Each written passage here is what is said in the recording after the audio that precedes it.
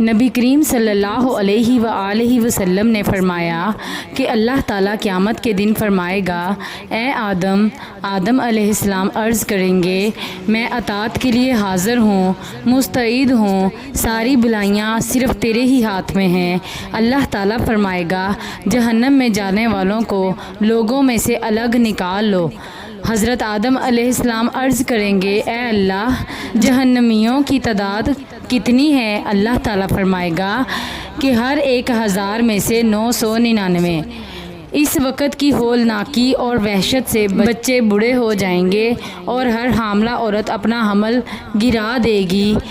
اس وقت تم خوف اور دہشت سے لوگوں کو مدہوشی کے عالم میں دیکھو گے، حالانکہ وہ بے ہوش نہ ہوں گے، لیکن اللہ کا عذاب بڑا ہی سخت ہوگا۔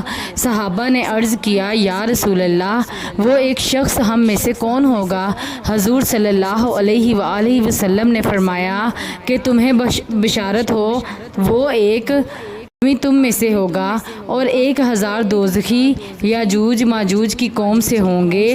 پھر حضور صلی اللہ علیہ وآلہ وسلم نے فرمایا، اس ذات کی قسم جس کے ہاتھ میں میری جان ہے، مجھے امید ہے کہ تم امت مسلمہ کے تمام جنت والوں کے 1/3 ہوگے۔